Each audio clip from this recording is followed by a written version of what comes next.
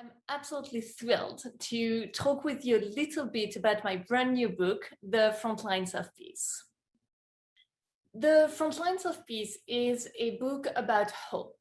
It's a book about the ordinary and yet extraordinary individuals and communities that have found effective ways to confront violence. And that's really important because, as you probably know, more than 1.5 billion people live under the threat of violence in more than 50 conflict zones around the world, in the countries that you now see in red on my map, including obviously Israel and the Palestinian territories. So peace building is a crucial task for many states and international institutions. And when I say peace building, I really mean any and all actions that help promote peace before, during, and after a conflict. The thing is that our templates and techniques for approaching war and peace just don't work. Afghanistan, Colombia, Congo, Israel and the Palestinian territories, Ukraine, Myanmar, we've read the same stories and heard the same stories many times before. There was violence, the United Nations got involved, donor countries pledged millions in assistance. Warring parties called for ceasefires, they signed agreements, they held elections, and the headlines praised peace. And then a week or two later, sometimes just days later, violence flared up again. Often it had never actually ended, and in many cases, it lasted for years after. You know that more than half of all ongoing wars have already lasted for more than 20 years. In just the past 5 years, wars have spawned the worst refugee crisis since World War II. And our newspapers keep running headlines like the ones that you see on my slide and like the ones that we read about Israel and the Palestinian territories last month. And there has been plenty of discussion about what has gone wrong when we've tried to stop wars in the past. But now I really think it's time to ask what has gone right. And it turns out that elections don't build peace. We've seen that over and over again in Israel and the Palestinian territories. So elections don't build peace, and democracy itself may not be the golden ticket, at least not in the short term. Contrary to what most politicians preach, building peace doesn't require billions in aid or massive international interventions. Instead, it often involves giving power to ordinary citizens. Ultimately, many successful examples of peace building in the past few years have involved innovative grassroots initiatives led by local people and at times supported by foreigners, for instance, like the South African peacekeeper you see with me on the photo, and often using methods shunned by the international elite. So rather than focusing on abstract peace agreements, handshakes between presidents and rebel leaders, or negotiations between these governments and these rebel leaders, the Frontlines of Peace details the concrete everyday actions that actually make a difference on the ground. And some of these are bizarre, some are creative, some involve age-old traditions, and some are just common sense. My book explains how peace building can actually work so that we can finally improve the lives of billions of people. And I showed that to end violence from war and also to address violent conflicts at home, whether home is New York, Geneva, or Jerusalem, we have to fundamentally change the way we view and build peace. And this argument is based on 20 years of work in 12 different conflict zones, as Dana was telling you, including obviously Israel and the Palestinian territories, as well as 800 interviews with perpetrators of violence, victims of violence, peace builders, outside observers, etc. And so in the book, I first tell the stories of ordinary people, grassroots activists, and foreign interveners who have managed to make a difference on the ground. Then I describe the limitations of the conventional way to build peace, which I call Peace Inc., and which relies on governments, elites, and foreign peace builders, which is, as I'm going to explain in a few minutes, which is exactly what we've seen over and over again in Israel and the Palestinian territories. And which is something that usually excludes grassroots activists and ordinary citizens. Building on these stories, I suggest a better way to help reestablish peace in conflict zones. And I portray zones of peace and incredible peace builders, including a fascinating village that I'm going to tell you about in Israel and the Palestinian territories. And then the conclusion explains how the lessons from the book can help us address not only tensions in war zones around the world, but also political, religious, and cultural conflicts in North America and in Europe. So, as we've seen time and time again in Israel and the Palestinian territories, there are countless limitations with the conventional way to build peace, which I call Peace Inc., and again, which relies on governments, elites, and foreign peace builders, and usually excludes ordinary citizens and grassroots activists. The Peace Inc. conventional approach to peace building is based on misleading and detrimental assumptions, like the idea that only top-down interventions can end armed violence. So, that's the idea of organizing all of these big peace conferences in Camp David, in Oslo, et cetera, and imagining that peace is going to trickle down on the ground.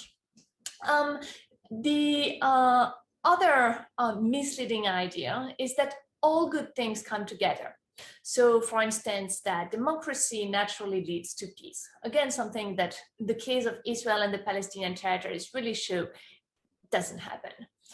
And the last thing is that only outsiders have the required skills and expertise to build peace. So what that means is that most interveners believe that local people, like the inhabitants, the residents of Israel and the Palestinian territories, do not have what it takes to build peace, that they are incompetent, corrupt, and violent. Otherwise, they wouldn't be at war. And by contrast, interveners believe that they have the required skills and expertise. Because to them, what makes a good peace builder is education and work experience in specialized topics like human rights, genders, or election organizations, and if possible, having worked in a variety of conflict zones. And in contrast, and although there are exceptions, the knowledge of country specialists, so people who know a lot about the region and Israel and the Palestinian territories and specific villages and specific areas, this is usually discredited, and the knowledge of local people, the actual residents of Israel and the Palestinian territories or other communities in conflict, is usually trivialized. And the result is that in virtually all aid and peace-building organizations, foreigners fill the management positions and local people make up the lower level staff. And the foreigners often don't speak local languages like Hebrew or Arabic, and they often have no in-depth understanding of the local situations and the local cultures and histories and societies that they want to change. And the consequences are often disastrous. Well-meaning international efforts have led to an increase in violence in places ranging from Afghanistan to Congo, and we've seen it fail time and time again in Israel and the Palestinian territories. And so, of course, I'm happy to elaborate on all of the problems with our standard approach to peace during the discussion if you're at all interested. But I want to use the few minutes that I have left to tell you how we can change that. Because I really think that we need to focus on success stories instead of always looking at issues, challenges, and failures. So these past few years, I've looked for cases of what I call unlikely peace. Places where everything conspires to cause violence, and yet somehow you have peace. And I found places like that all over the world.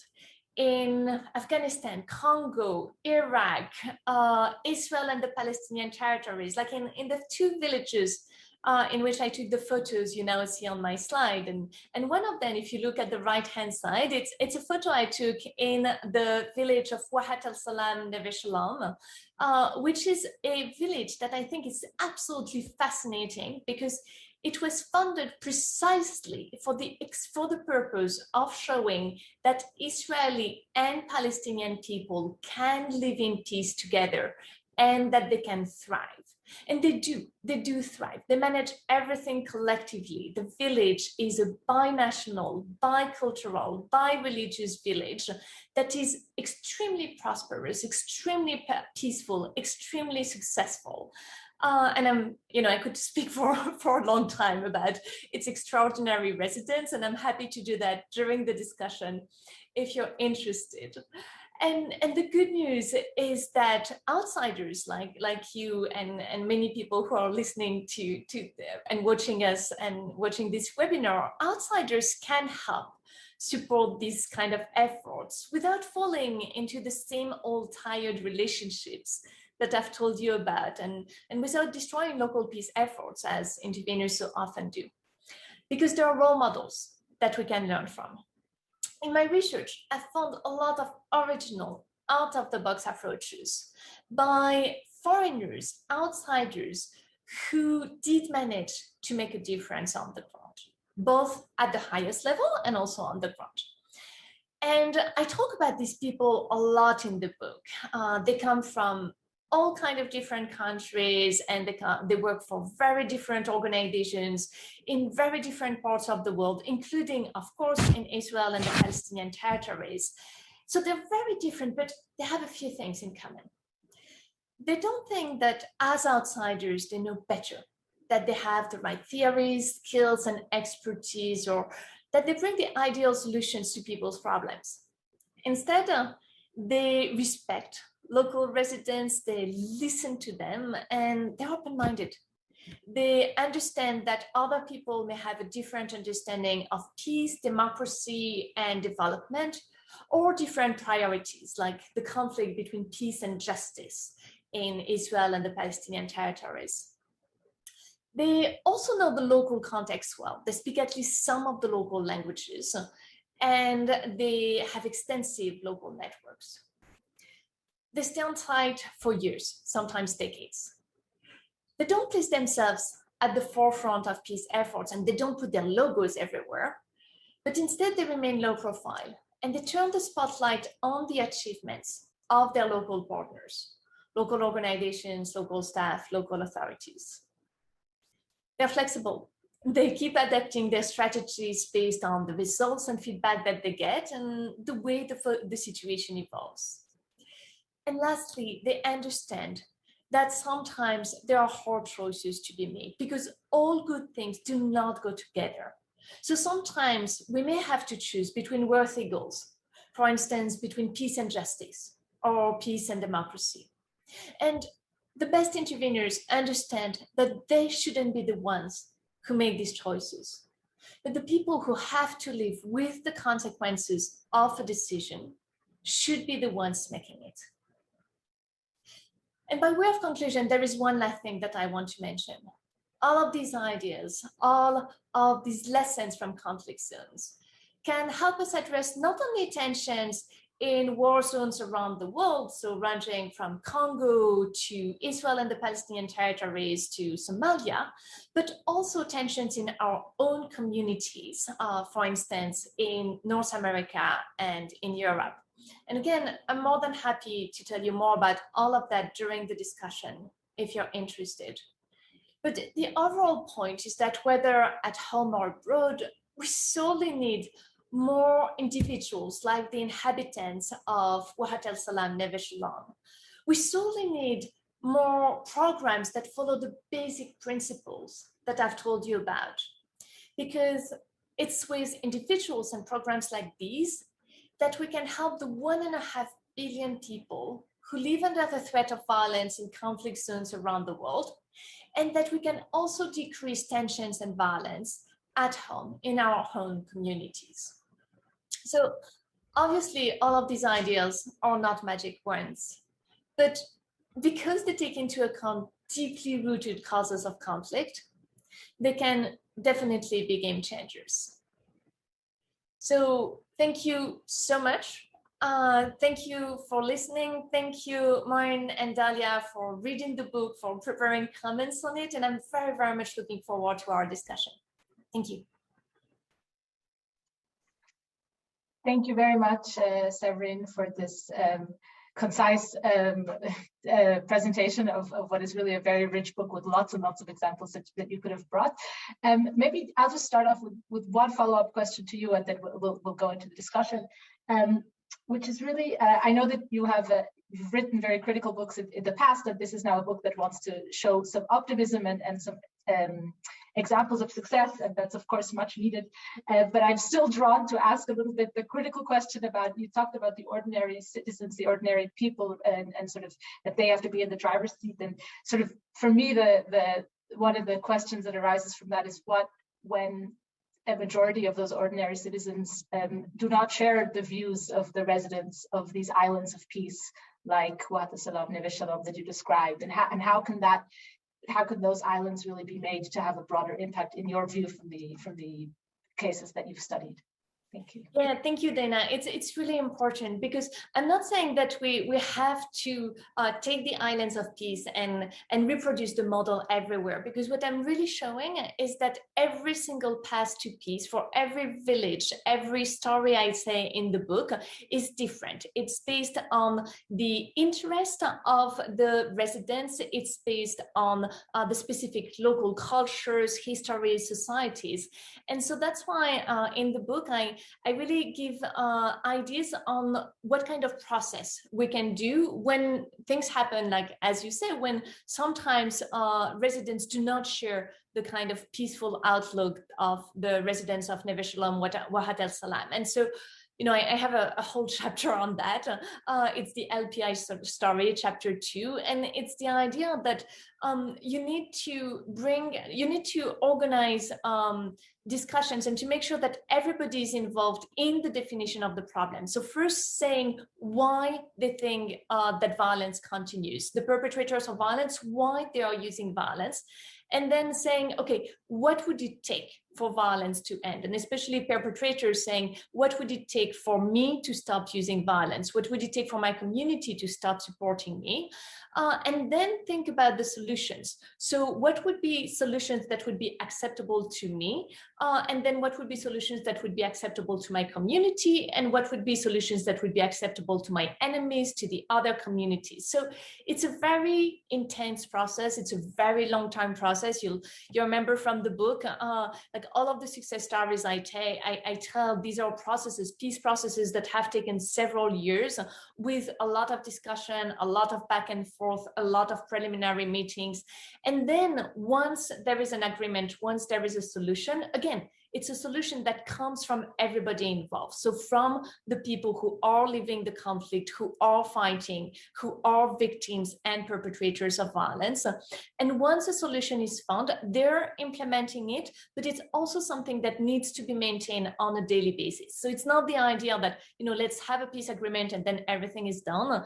It's really, as I show, for example, in the example of Somaliland, peace is really something that you have to work on an everyday basis. And, you know, I'm in the US, we're still working on peace in my own country. So I think it's something that can resonate with a lot of us.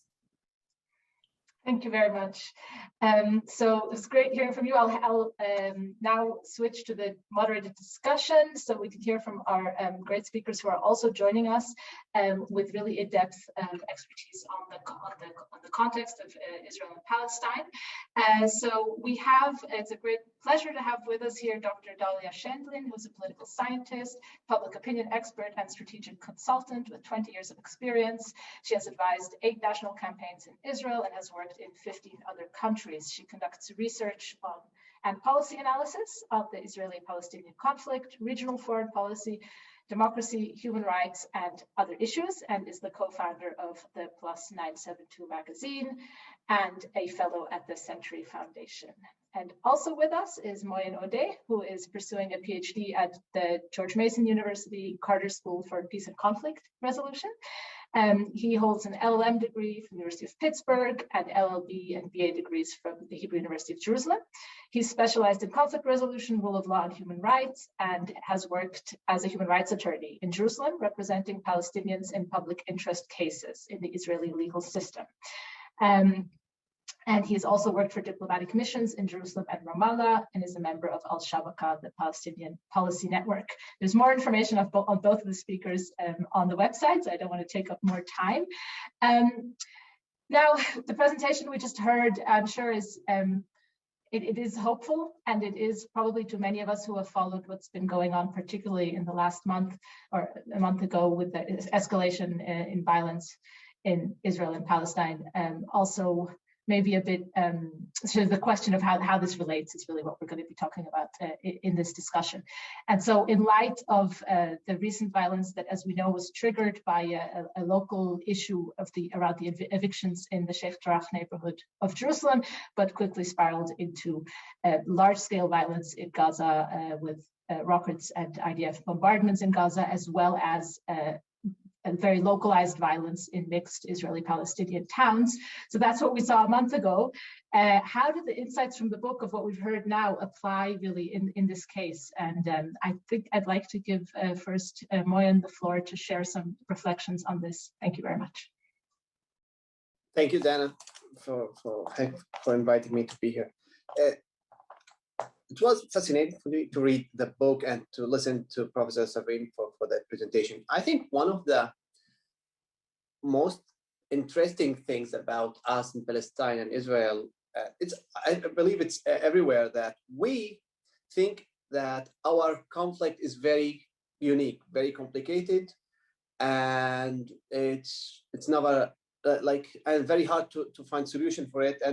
But when you see the map that Séverine show us, that hundreds of millions, if not billions, of people are living in conflict areas. So I think if all the human beings around the world understood that conflict exists everywhere, and each conflict is complicated, and each conflict is hard. So I think from there we can reach to kind of solution. I will start with Sheikh Jarrah. I think Sheikh Jarrah it's not the beginning of the story, it's the middle of the story. Because everything didn't start with Sheikh Jarrah. Things start years and years before Sheikh Jarrah.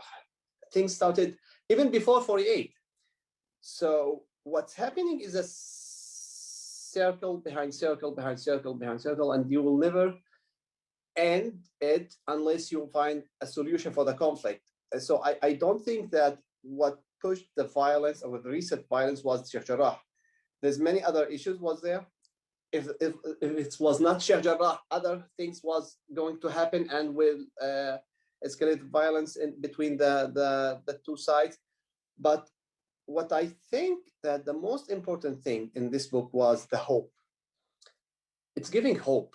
You are reading the stories of people, and as Professor Séverine said, peace you don't make between governments, you make between people. Unfortunately, in the Israeli-Palestinian cause, the both sides tried to agree or agreed in the early 90s with the Oslo Accords to end the conflict, but that was only between governments. That never went down to the people themselves. And this is the result. This is what we saw what's happening now. This is why we never reach an end to this conflict, because both sides thought that this is it. We have a kind of agreement. Each side has his own intentions somehow, because I'm not sure if both sides really wanted, I mean, when I'm both sides, I mean the two governments or the PLO and the Israeli government at that time, they really wanted peace. Maybe every side wanted something else. And maybe the Israelis wanted to end the first intifada. The PLO wanted to go in and then to think about something else. But this is a different story. The whole issue is about building peace between people themselves and sharing these stories from the book, telling a lot of positive issues, how that people who lived the conflict and who suffered from it and were part of it could have different life and different perspective of life. So I'm not sure until now how we can use these stories to build peace between two sides, because again, every cycle of violence is returning us again to the first square, that we have more victims, we have more hate, we have more violence, and we need to start from the beginning. So I'm not sure how to do it exactly, because I'm not a pessimistic guy, but sometimes I try to be realistic as much as possible. But yes, that's what I think. Thank you very much, Moien. Maybe we can now get the public opinion expert in. How does if maybe you could tell us a bit about how you specialized on Israeli public opinion, but I know that you've also collaborated with Palestinian surveys and about how public opinion has shifted and what the options are in the future to have sort of more peace endorsing positions. Thank you. Thank you also for inviting me. Thank you, Séverine, for a fascinating book and presentation. And Moien also, because I want to relate to some of what you will be saying.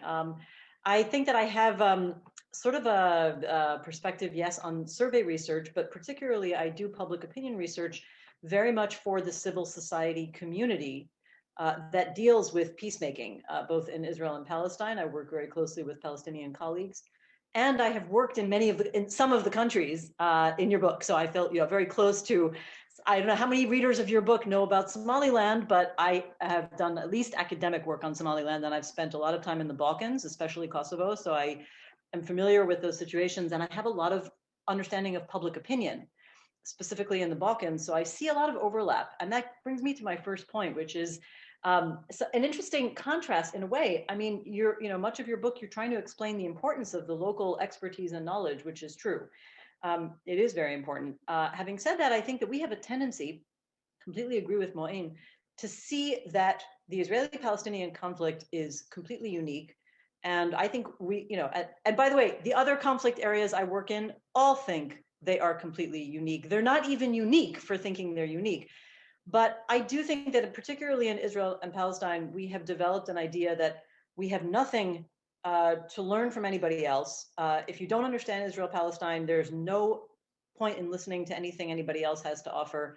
And it's really becoming an obstacle. So I think we could use a greater understanding of the commonalities between conflicts and where things have been tried that can be replicated, adapted, of course. So that's why I see a value in your book for that reason alone. And I think the other thing we have to keep in mind is that Israel and Palestine are treated differently. It's almost as if our self-perception that this conflict is different has been purchased by the rest of the international community. And so in a way, what's really different here, and this is where I disagree a little bit with relation to the Israel-Palestine analysis, we have tried people-to-people peace. There was an entire section of the Oslo Accord committed to investing money and ministries in working on people-to-people peace as part of the implementation. These were officially adopted, supported heavily by the international community, which I don't think we saw the international community in the 1990s as they know better, but more like they can pay the money and we will build the civil society. And that's what happened for years. And it's almost like the international community at the diplomatic level has come to say, well, this is a special kind of conflict. We don't have to actually solve it at the level of signing peace agreements. We can just keep investing in people and civil society and human rights groups and changing public opinion. And guess what? We've been fairly successful. Public opinion did change. And in answer to your question, both Israelis and Palestinians over the course of the 1990s and the first decade of the 2000s changed. They became supportive of a two-state solution. I wouldn't say overwhelmingly supportive of the specific items, but support rose sufficiently to generate momentum. The public was getting there. The public was almost there. And for the general concept of a two-state solution, the public on both sides was there, specifically in the first decade or towards the end of the 1990s and the parts of the first decade of the 2000s. What was missing was the top-down aspect. And what we learned, I think, from that experience was that the most, intensive financial and political investment, I guess when I say political, I mean mostly international, but international support for civil society peace building, as extensive as it was, and I think we did have some real achievements in developing elaborate civil society, extensive, active, robust civil society for peace building. Ultimately, generations of young people went to people-to-people activities and dialogue groups. And in the end, Israelis went into the army and Palestinians went to the checkpoints, and the reality didn't change. And now you have a generation of young people who don't want to participate in them anymore because the reality, the political reality, hasn't changed. So I do think we have to get, so I was trying to think, well, how does this relate to the book? And I think that maybe one of the takeaways is that there is, maybe a divide between understanding how to do civil society better, right? Learning the lessons, when to compare, when to adapt, when to contrast, when to focus on local expertise, when to bring in international, professional outsiders. All of that is valuable. But if it's not supported by top-down politics, I think that we are really not going to be able to have a sustainable peace. And in that sense, Israel and Palestine, we're just not any different from anywhere else. We need the political levels to change the reality alongside the critical efforts on peace building. I have much more to say about, insights from the book, but I will stop here so we can ask more questions. Great, thank you very much. I mean, maybe one thing that to follow up on this is sort of to think of all the different things that international actors broadly conceived can do. So there is the political level, the diplomatic engagement, there is the funding that was just mentioned, and there's also the activist level, right? And we often see quite stark divergence, particularly now debates in the United States around, there's been I think the voice on social media and on the street has been quite different than what we've heard from official channels. Maybe Moien, you could tell us a little bit about what you think, what kind of international, on which of these levels, or how should they act together in order to be helpful, also based on your work with diplomatic missions potentially. Thank you. Yes, I will start saying what Dahlia was saying, that we are special, that we got a lot of attention from the international community, which is correct. But I think we as Palestinians are lucky, you said lucky, by having Israel on the other side. And this is what make it a little bit, got a lot of attention because of Israel, and that not because of us. And at least it's my understanding usually, that without having Israel on this conflict with the Palestinians, we will never get this much of attention from the international community.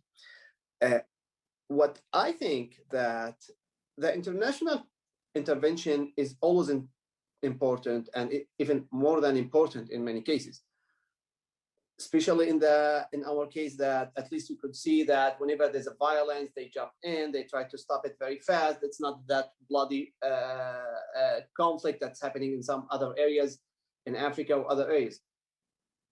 But from the other side, and this was my problem, even when I saw it during my work with some diplomatic missions, that all these funds created kind of business, conflict business. And the conflict started to be a well-paid business for some people. So many of these people, I will not say they want to keep the conflict, but maybe they are not really interested to solve it from the other side, because they are getting well-paid because they are dealing with a conflict. So this is my issue with funds and with international intervention. I understand that there should be a lot of support for the people from both sides, but I believe that the dynamic of the funds should be changed, because for years and years now, billions were spent on this conflict, and as Dahlia said, maybe the civil society developed a little bit, but from the other side, it's created kind of civil society business for many others. A lot of people, they're getting like 10 times average of the salary in Palestine, I can tell you, for working in peace building and peace business. So this is something that I think the international community should think a lot about it. From the international diplomatic viewpoint, I think that we have different issues because it depends on the country, it depends on how big, how small it is. Usually if the US is not really pushing, so the others are trying to slow down. Unfortunately, what I saw also in some cases that many of the diplomats that are working in the conflict are trying to be, let's say, they're trying to be silent as much as possible. They want to finish their 3-4 years peacefully without making problems with anybody. If they can push some initiatives, that's fine. If not, that's fine too. To finish like their term in this post and to move on. To move on without a lot of problems because they don't want to create a lot of noise sometimes, because noise could be not always good for some diplomats. So again, I believe international intervention is very, very important and more than welcome. But after years and years, we are now speaking about Oslo was 93. Now we are 2027, 28 years. I think they should change it and deeply change it. Not only like they think a totally other way to intervention, because to keep doing the same thing for years and years and to expect a different result, it's not that smart. Thanks. Dahlia, would you like to add or react to that? Sure, and this maybe touches on one of the initial questions that we thought about discussing, which is, where does international intervention cause problems or impede peace? And I think that I would absolutely pick up on Moien's point, which is that, many very, very committed people who work in the peace, we call it here the peace industry, Séverine called it Peace Inc., from abroad. Okay, and here again, like my distinction here is I think we do have a very robust, involvement of local actors from Israel and Palestine. It's not quite the same sort of top-down international versus, disempowered locals. We have, I think, very, very prominent focus on the locals. However, there is also, very active policy community and peace community, and they revolve primarily around the two-state solution in the form that was envisioned 21 years ago now, articulated at Camp David, which was essentially, previewed by the Oslo Accords. And, my critique for quite a number of years has been that if these communities really believe in peace, they are somehow being a little bit blinded by perpetuation of a specific policy model that is no longer working or relevant. Well, it was not working because it was never implemented, but I think that it's very increasingly hard to ever reach, let alone implement, for the reasons why it failed to begin with, and then changing realities on the ground. And yet, instead of separating between the desire to advance peace, which is commendable wherever you are, international, local, separating that from a kind of technocratic policy solution, which shouldn't be so difficult, but somehow or other, I think the international community that is involved in peace became emotionally invested in this particular kind of solution that was built on the general vision of the Oslo Accords, articulated at Camp David, and yet, really can no longer be implemented in the way it was envisioned, and probably in my critique, wouldn't be a good solution to begin with. And so I think that would be one way in which the international actors can, to my mind, they're starting to cause damage because we'll never get to that solution. So supporting it is not exactly advancing peace. My critique is not that different. I'm not talking about a radical overhaul. I've been, very public about supporting a two-state confederation, which is a little different, but I think a significantly different model, but built on many of the same, intended to fulfill many of the same national needs of both sides. So that's a different conversation, but I think that it's helpful to understand when there are internationals involved with the best of intentions, if they're not close enough to the realities, if they're not deeply inside them, and this does speak to Professor Severine's point, they may miss some of these very detailed changes that should cause them to step back and critique their own approach to a solution. I guess one of the questions that follows from that is it really, where is that blockage coming from? Where is that lack of openness to listen to? I mean, you mentioned the Confederation option. There were initiatives that were very grassroots, jointly developed, like a Land for All, that also have, that are institutionalized in a way that they can do advocacy and they have access to, and yet it doesn't seem to reach the decision-making level at the international level.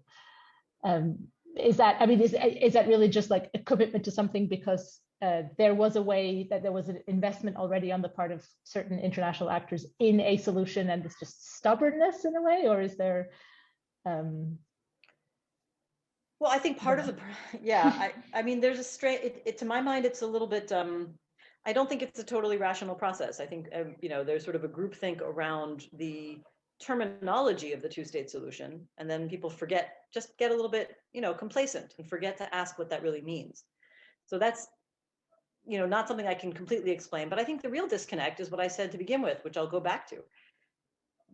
The idea of reviving negotiations to reach a political resolution is so remote from the political leadership of Israel, Palestine, and under the Trump years from the US, that the grassroots efforts of something like the two-state confederation, Land for All, or any other grassroots efforts, right? I don't want to say my idea is the only idea. There are grassroots efforts for one state as well.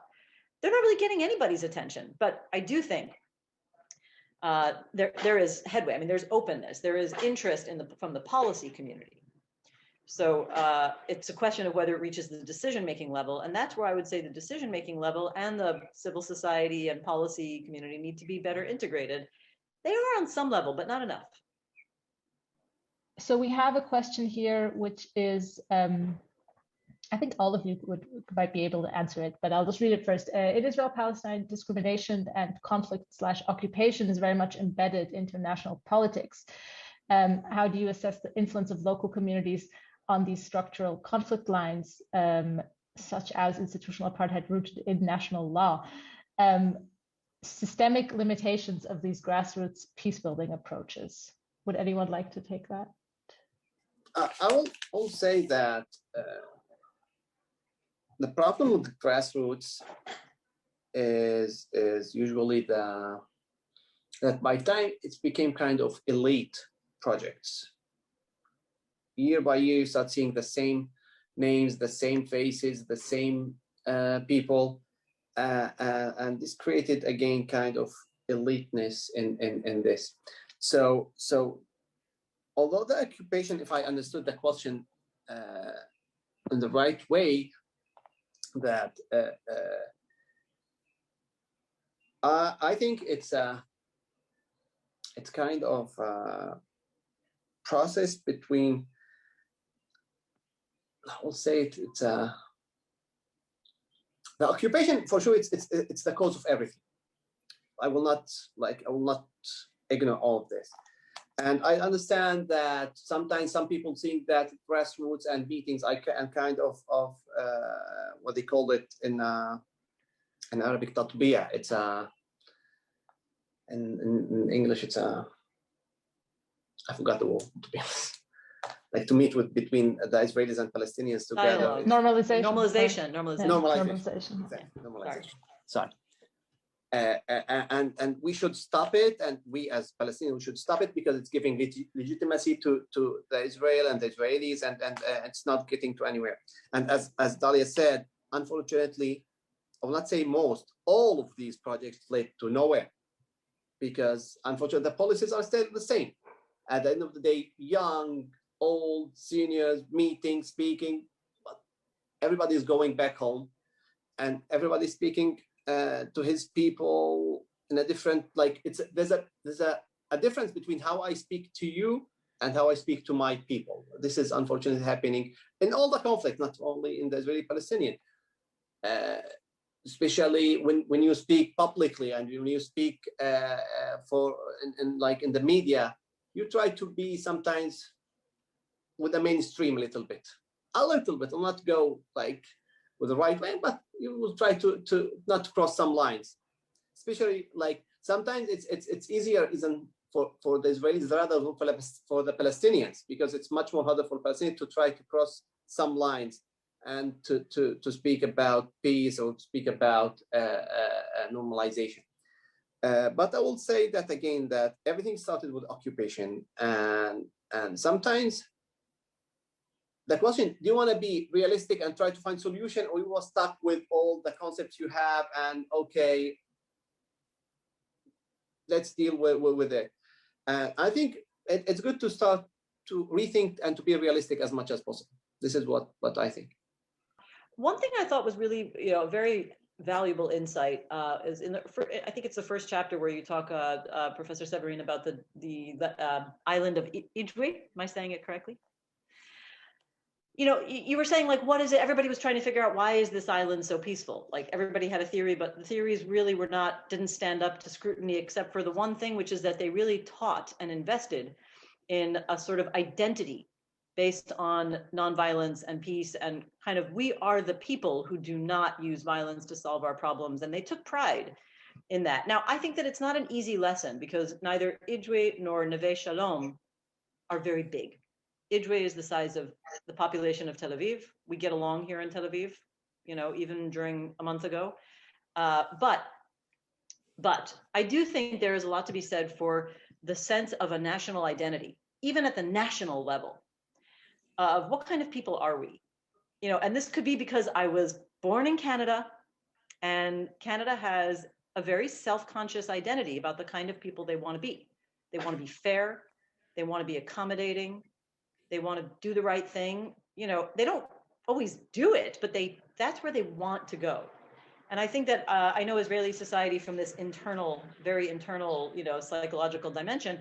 And I think there's a self-image that is quite the opposite. We want to believe that we are aggressive. And we have a saying that people are proud of, which is that if it doesn't work by force, use more force.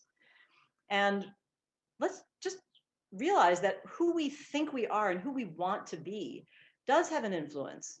And I think that on the Israeli side, there are competing ideas. We do want to believe we're also a democratic society, for example. We don't get there, but we think we have that self-image. And I think there's a lot to be said for trying to create a culture, very long-term challenge, where you really start to train people from the earliest ages, not so much make peace with this person that we're in a war with, okay, because that's not always realistic.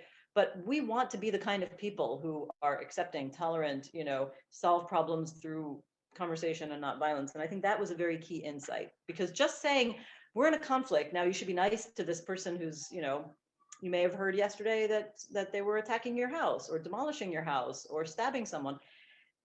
It's a harder sell, I think. Thank you so much to both of you, and thank you for the question. I think it's really important, and it enables me to answer a couple of comments from Moien and Dahlia. Dahlia, yes, the investment in peace in Odeh is really important, the peace identity, and to me that's why there is a chapter that we haven't talked about, and a case that's really important in the book is the case of Somaliland. And it helps, the idea, thinking about Somaliland really helps all of us think about how we can scale up the things. That what I show in the book is that the islands of peace, this idea of having a peaceful identity, is not something that has to be limited to a small village like Neve Shalom, Wahat al Salam, or and please excuse my accent, which probably is absolutely terrible, or to a small island like Odeh Island in Congo. But if you look at Somaliland, so for those of you who don't know Somaliland, it's an autonomous region in the north of Somalia. And I show in the book that there is a really interesting contrast between Somaliland and Somalia. Somalia being extremely violent, having a lot of terrorism, etc., for the past 25 years, while that's Somalia. And then Somaliland is this autonomous region that has had virtually no violence or very little violence for the past 20 years, very little terrorism, has a well-functioning state, decent public services, a functioning democracy. And the case of Somaliland is really important because it shows that this grassroots initiative can really build and scale up to include a territory. The territory of Somaliland is huge. It's larger than the territory of countries like Syria or North Korea. And when we're thinking about the population of Somaliland is estimated currently at 4 million people. So we're talking about a population that's, you were saying, Dahlia, that you worked in the Balkan. It's a population that's larger than the population of Bosnia or Uruguay.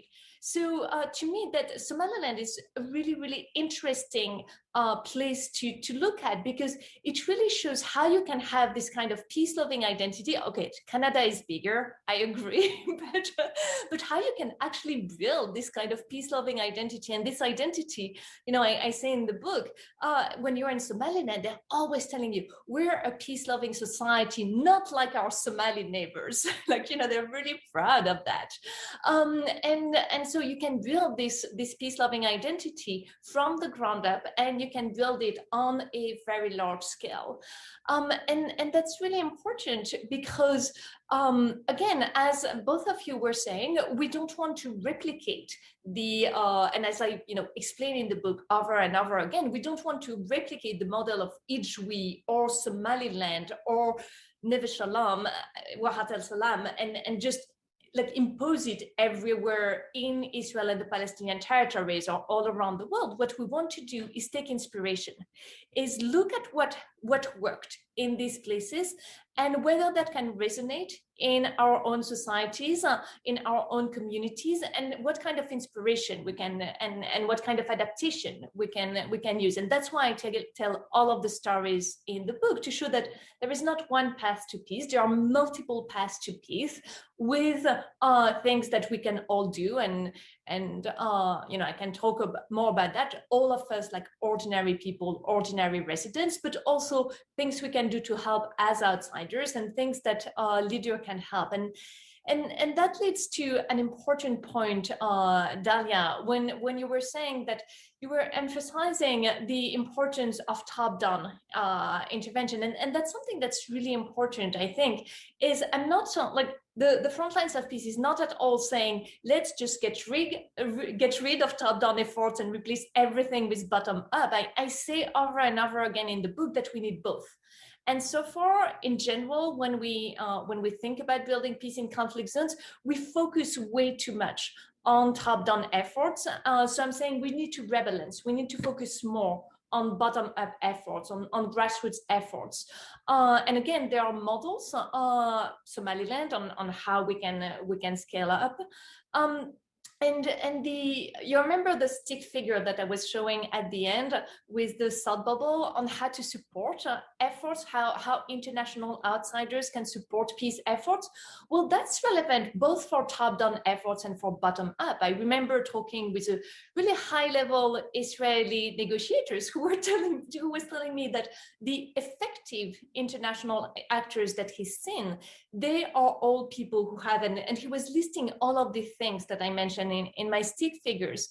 So it's really important to have that at the highest level, this kind of attitude at the highest level, but also on the ground, because as you say, Moien and Dahlia, currently in Israel and the Palestinian territories, there is this peace business. The grassroots efforts are very much elite-driven, either local elite, what I call the usual suspects. So we always have the same people, going to the same organizations, the same individuals, and also very much from what I understand of the implementation of this part that you talked about, Dahlia, of the Oslo Accords, they were very much elite-driven by the governments and by different elites. So I think that the ideas in the book are important to give a sense of what we can all do, but also to give a sense of how outsiders can help, both really at the highest level and on the ground. Would any of the speakers want to react to what we've just been hearing? Because there's a couple more questions, and I'll try to summarize them, which are really about some of the examples of these grassroots organizations, such as the Parents Circle, which is a forum of bereaved family members who have lost a family member to the conflict, who organize, for example, a joint commemoration ceremony that is perceived, in my understanding, as highly controversial and offensive by sort of more mainstream actors in society, where they precisely in the act of grieving signal that there is something in common between the two sides of people grieving. And also another person has mentioned the organization Combatants for Peace, which are Israeli and Palestinian former combatants that come together in dialogue. And really the question we're returning to is sort of how to increase acceptance in both Israeli and Palestinian society for these organizations, because the hope would of course be that grassroots, a larger population changing their opinions through such work would lead to pressure on governments to then implement different policies. Do you have any remaining in our maybe last 2 minutes before we wrap up reflections on either these organizations or others, or if you think that other types of interventions would work better? I think that, well, let me finish on two thoughts. In terms of how to make those organizations more acceptable. I mean, I'm very, I know those organizations, I very much support them. I don't really think the goal is to make those organizations more acceptable. I think the goal is to, try to convince Israeli society and, Moien can talk about Palestinian society, not to perpetuate hostilities, however it happens. These organizations are just trying to make a point. I don't think it really matters how people see them. Of course, if they're completely delegitimized, which they are many times, then sometimes they have to become the story in themselves, but they should be the vehicle for advancing a message rather than the story themselves, ideally.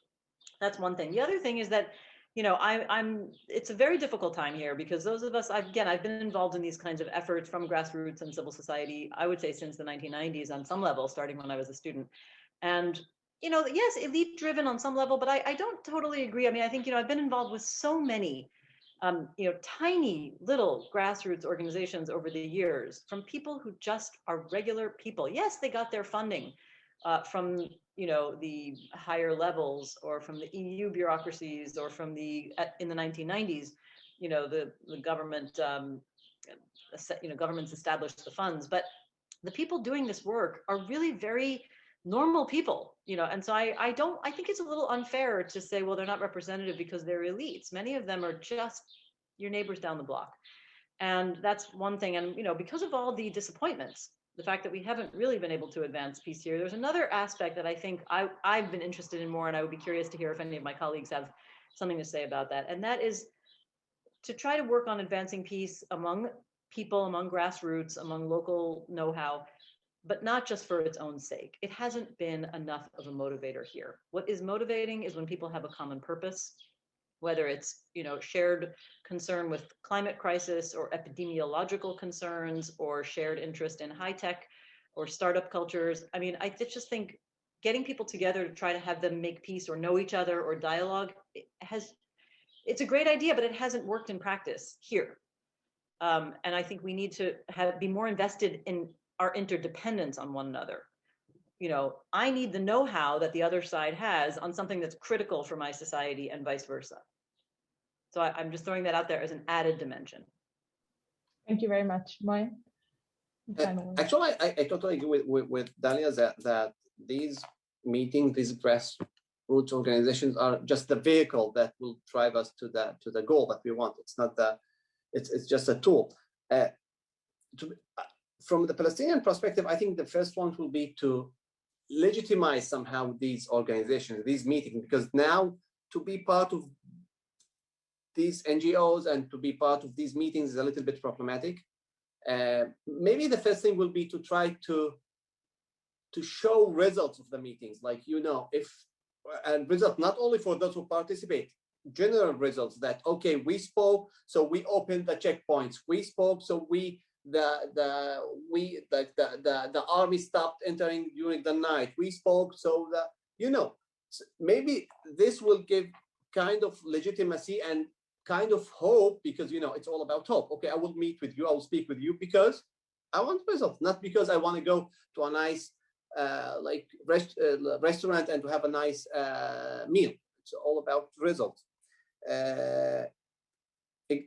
This is my thoughts. Like, always about results. Let's try to get some results from the policymakers, because keep meeting and meeting without results are always just making it's worse and worse. Great, I agree with that too. And Séverine, final words. Yeah. Thank you. Well, I think that Dahlia and Moien got everything that was really important to say about this the thing on Dahlia. I completely agree with you that having a common purpose sometimes can really help. And I have stories in the book. You remember the Resolve story, the Luca, Justine, Vijaya story that gave the inspiration for the cover of the book. They were actually working together on development of the village, on doing everything, on improving their lives, and peace was a byproduct of that. So there are a lot of stories about that. And Moien, when you were speaking, it reminded me that I'm a professor, and as a professor, I want to give a big shout out of one of my former doctoral students. There is a fascinating dissertation that was written on exactly what you were talking about, Moien, and that will be published as a book hopefully very soon. It's called The Intimacy of Enemy by Zachary Metz. And it's a fantastic, fantastic work. So a year from now, hopefully it's going to be available for anybody who's interested. Great, thank you so much. I want to really thank all three of you for taking the time and for sharing your insights and experiences. And for our audience, do read the book. There is the information is on the website, and you'll also receive, I believe, an email. This is the cover. And I wish Séverine, Dahlia, and Moien a wonderful evening and all the best with your continued important work. And thank you for being with us.